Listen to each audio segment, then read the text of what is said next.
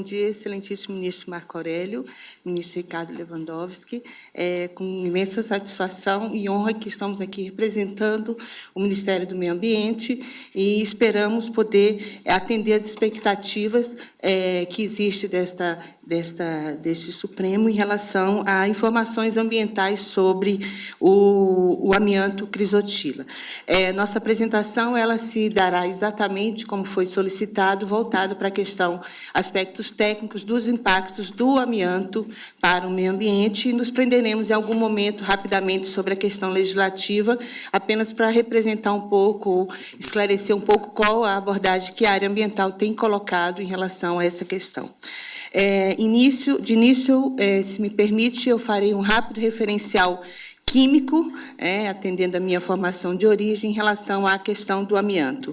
O amianto, eu tenho certeza que o doutor Cláudio Scliar falará com muito mais propriedade pela área de mineração, é um nome genérico que representa seis minerais, né? A ordem, a sequência que está colocada dos nomes está de acordo com as fotos que constam abaixo. Os anfibólios, eles são em torno de 5% apenas do amianto explorado no mundo, está praticamente banido em todo o planeta, inclusive no Brasil, com proibição determinada. O que diferencia o anfibólio da serpentina é a forma da fibra, e também a crisotila é conhecido como amianto branco, né, que é o foco da nossa apresentação aqui. O que mantém as fibras unidas nesses minerais são forças químicas que são conhecidas como forças de Van der Waals, que são forças relativamente fracas.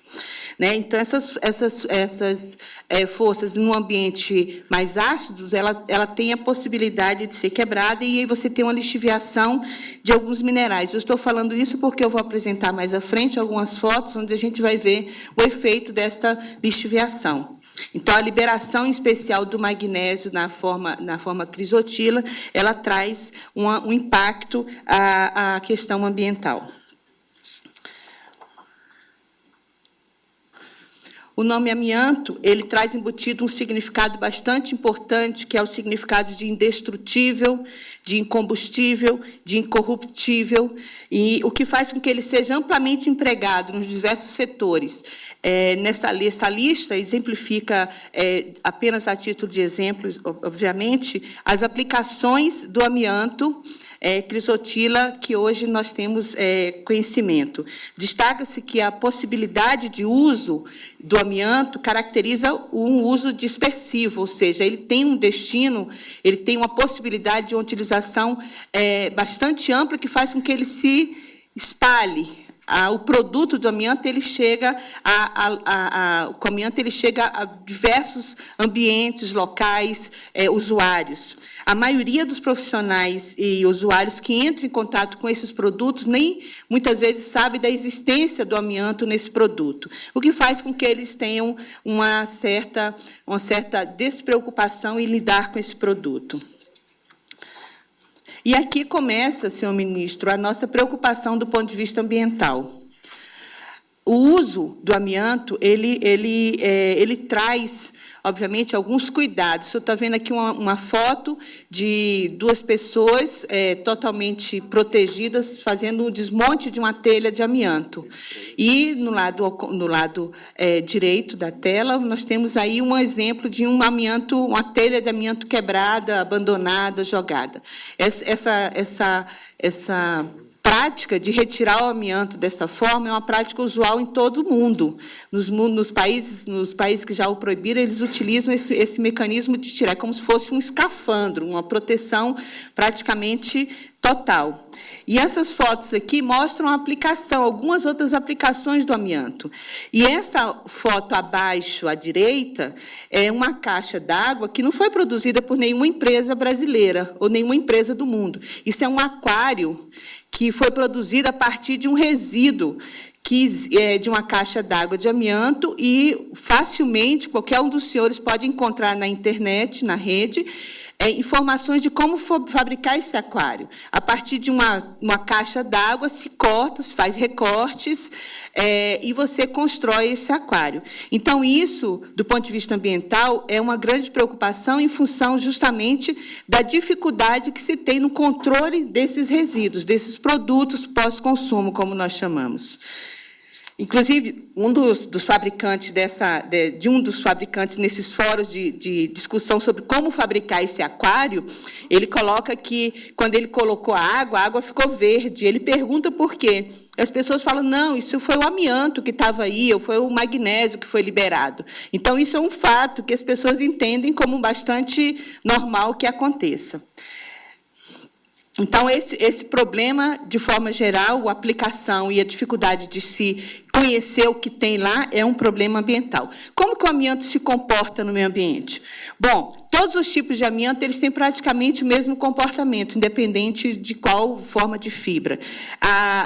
Todos eles têm uma fácil mobilidade por escoamento, ou seja, ele não penetra no solo, eles ficam na superfície, eles se dispersam por erosão, por dispersão de fibra, não possui como lixiviar, como nós falamos, uma penetração no solo. O movimento das fibras só ocorre por escoamento. Quando ele se deposita no ambiente aquático, na superfície, também não se tem estudos muito claros sobre como que eles disperso daquele ambiente. Ele não é biodegradável, ou seja, não existe nenhum micro-organismo que tenha a condição de quebrar, de destruir, de transformar essa fibra de alguma forma. Isso é importante nós colocarmos, que quando nós temos produtos químicos utilizados no meio ambiente, geralmente observamos a capacidade de algum micro-organismo transformá-lo em alguma outra molécula mais simples que possa ser, de certa forma, diminuída a sua toxicidade. No caso do amianto, nós não temos essa situação, então ele não é degradado por organismos aquáticos, e ele permanece na mesma forma como é colocado. Do ponto de vista, ainda continuando o comportamento ambiental dele, ele não possui nenhuma afinidade por matéria orgânica ou inorgânica, ou seja, no momento que se coloca, não existe nenhuma possibilidade desse material ser incorporado a alguma estrutura orgânica e faça com que ele permaneça mais imóvel, que ele permaneça, vamos dizer assim, isolado da questão ambiental. Ele permanece como ele mesmo por todo o tempo. Então, nós dizemos que ele não adsorve a partículas do solo, ele não se adsorve a nenhum outro componente do solo, ele não tem essa afinidade. Alguns têm alguma afinidade com metais traços, compostos orgânicos, mas é bastante difícil encontrar isso. De forma geral, o comportamento dele é dessa forma. Ele não bioconcentra. Bioconcentra é quando você tem um produto químico ou um composto que ele tem a possibilidade de se incorporar e vai se aumentando a concentração. E também você biomagnifica, passa para outras gerações. No caso do amianto, não. Ele se deposita, ele é absorvido, ele permanece no próprio ambiente. Um exemplo que a gente tem claro, por exemplo, os agrotóxicos que já foram proibidos, DDT, por exemplo, ele vai passando pela cadeia. No caso do amianto, não acontece, mas ele tem a capacidade de ser absorvido pelo organismo na forma como foi colocado pelo Ministério da Saúde. Do ponto de vista de comportamento atmosférico, ele não é volátil, não tem nenhum potencial de volatilização. Você pode encontrar essas fibras, ele tem a possibilidade de ser transportado, ele tem a possibilidade de ser transportado pelo vento, né? Não existem dados muito claros sobre qual é o potencial exato desse transporte, entretanto, ele tem essa possibilidade de ser transportado e ele se sedimenta no solo, ele cai, ele deposita, ele repousa no solo de uma forma mais bastante previsível. Aqui, apenas a título de ilustração, para nós conseguirmos observar um pouco isso, esse esquema ilustra rapidamente as possibilidades do amianto. Então, nós temos uma possibilidade, uma aplicação dele tanto da mineração, como na indústria, como na construção civil, como na cidade. Então, ele tem o potencial de erosão, de dispersão pelo vento, através da poluição do ar, a chuva ele deposita. Então, um pouco visualizando que o uso do amianto pela própria aplicação dispersa que ele tem, você pode encontrá-lo em todos os ambientes que a gente possa estar convivendo hoje. Com relação à ecotoxicologia, que é um outro ponto também que nós colocamos muito em relação à questão, avaliação ambiental dos produtos que são utilizados, nós temos poucos estudos ecotoxicológicos, entretanto, alguns estudos, nós temos a referência abaixo, senhor ministro, com mamíferos pequenos, apontam para carcinogênese elevada, com índice de formação de tumor inversamente proporcional ao diâmetro da partícula, ou seja, quanto menor a partícula, maior a possibilidade de apresentação de carcinogênese nesses mamíferos. Esses estudos foram realizados, a maioria deles, com o uso do amianto crisotila. Com relação a plantas, pássaros, animais aquáticos ou terrestres, os dados são bastante escassos e insuficientes para se determinar a ecotoxicidade ou toxicidade aguda ou crônica do amianto crisotila. Desculpa eu estar falando muito rápido, porque eu quero aproveitar toda a apresentação. Devido a esse comportamento ambiental do amianto e também o uso dele, nós temos o que nós chamamos de rede de exposição. Essa rede de exposição, ela inclui fibras na extração do minério, fibras na roupa de trabalho, comunidade de entorno de minas, fibra dos laminadores nas fábricas, nós temos refúgios de laminação de fábrica, transporte de fibra, quando você faz o transporte da própria fibra já produzida, trabalhadores que instalam, reparam, removem materiais com amianto, contato com produtos desgastados ou quebrados e, de certa forma, obviamente, o próprio descarte do resíduo. Nos foi solicitado a falar sobre a questão do uso seguro. E, do ponto de vista de avaliação de risco, nós temos uma simples equação que é utilizada na avaliação de risco, que ela é totalmente o risco é diretamente proporcional à exposição. Então, a redução do risco do amianto, ele está diretamente proporcional à redução da exposição e, obviamente, à redução do uso do amianto para que você tenha uma possibilidade de redução do risco. Essa rede de exposição diz que ele pode ser, existe a possibilidade de exposição desde a mineração, da hora que ele é minado, até ele retornar ao destino final. Bom, o que a área ambiental tem feito em relação a isso? A preocupação nossa, obviamente, toda relacionada com essa questão do que é gerado a partir do uso.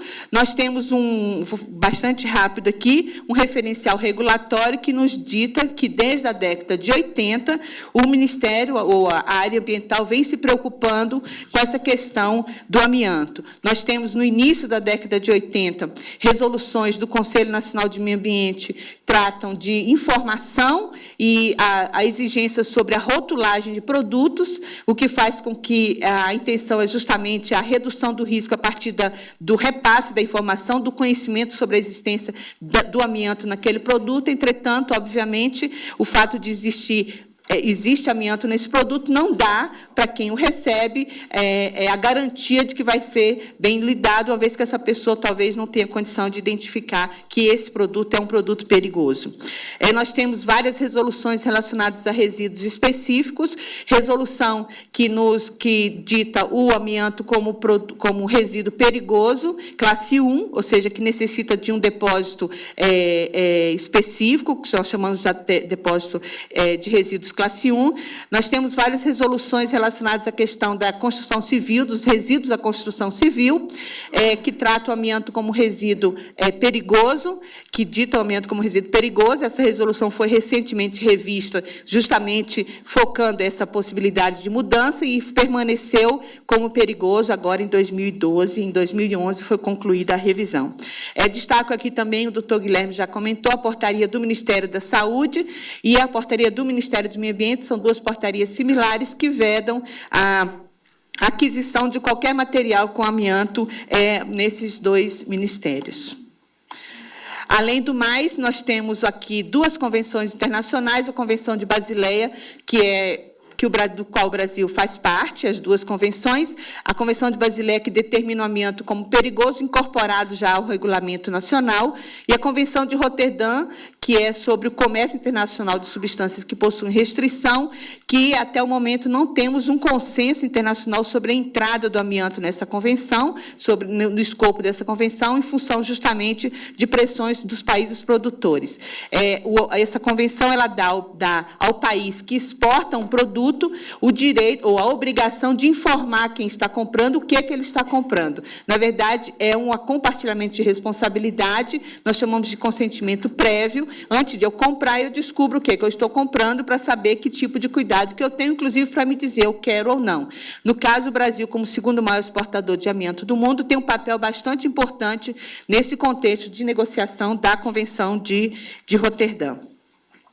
Eu vou falar bastante rápido aqui sobre a questão do licenciamento, que ele é focado na mineração especial, é plenamente tocado pelo licenciamento. Nós temos aspectos ambientais relevantes que nós tratamos no licenciamento, que é a questão da lavra, dos efluentes, da questão da cava que é feita, e também o termo de referência, que é o documento que o empreendedor deve elaborar para fins de obtenção do licenciamento, que aborda a questão da avaliação de qualidade do ar, qualidade de água, avaliação de periculosidade dos insumos. Então, esse processo de licenciamento traz para a área ambiental a garantia sobre os cuidados que vão ter em relação à questão da mineração. Hoje, no Brasil, nós temos apenas uma mina licenciada, que é essa mina Canabrava, em Minaçu, Goiás. Ela está em atividade desde 62. A licença ambiental dela tem validade de 10 anos e renova-se a cada 2 anos.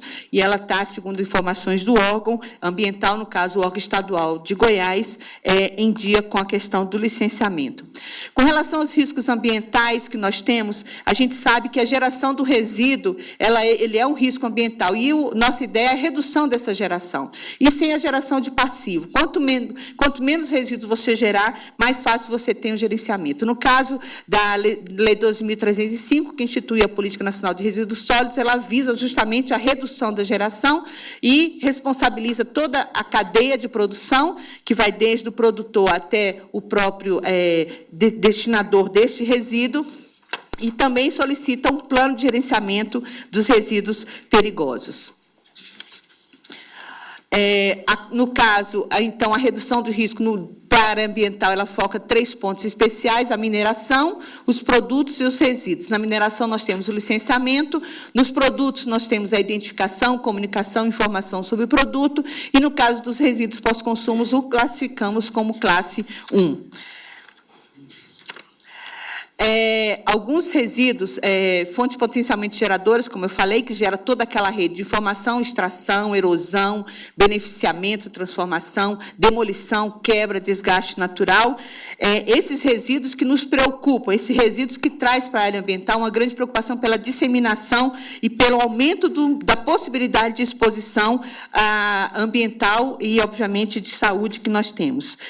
A dispersão faz com que nós encontremos no país fotos como essa, onde você tenha problemas de desmonte, ou, no caso aqui, um acidente que houve em São Paulo há não muito tempo, de uma igreja que desabou, todo o resíduo de amianto jogado, um depósito aí de uma cidade, um local, uma cidade, você tem um resíduo de alguma reforma que foi feita, e fotos de telhas quebradas. Nós temos alguns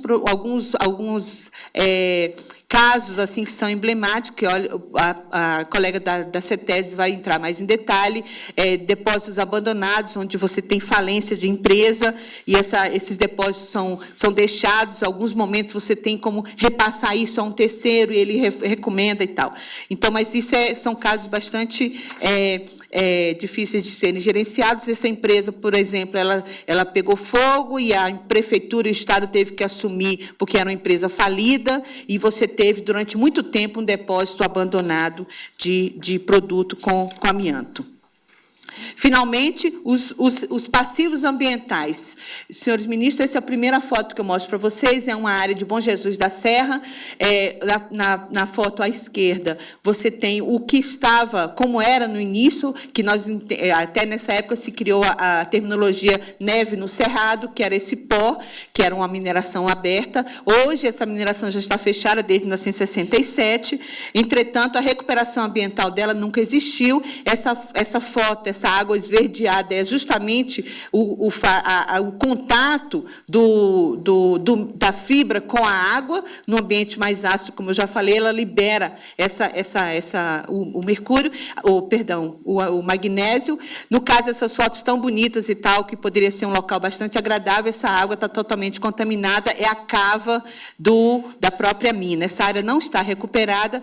Essa também é uma área na Bahia, Pedra da Mesa, uma área de exposição. Você tem aí uma área destinada para mineração com a rocha totalmente exposta à erosão. Outra área de Jaramantá, em Alagoas, é também uma área de contaminação, houve uma contaminação da água por amianto, a rocha foi exposta, e para não perdermos a esperança, essa área é uma área de São Paulo, que era uma mina de anfibole, que houve, na verdade, fechada, e uma empresa adquiriu esta área como responsabilidade socioambiental, cercou, e a própria floresta está se encarregando de recuperar esta área. Então, é isso que eu queria colocar, menos o último slide para lá. O amianto ele foi banido em vários países, a título de exemplo, alguns países. Se ele foi banido em vários países, nós temos possibilidade de utilizar substitutos, sim. Nós sabemos que esses países que proibiram, eles têm, obviamente, adaptações a serem feitas. Nós não temos informações sobre benefícios ambientais dos substitutos, do ponto de vista ambiental, exatamente, estudos que trazem isso, muita especulação, uso de fibra renovável, uso a partir do petróleo não é bom, uso a partir de renovável é bom, mas isso são especulações. Entretanto, nós temos convicção de que nós temos que promover essa substituição em função justamente da necessidade de reduzir o risco de exposição do amianto. Desculpa, devo ter passado uns minutinhos, eu agradeço a atenção e a disposição dos senhores. Muito obrigada.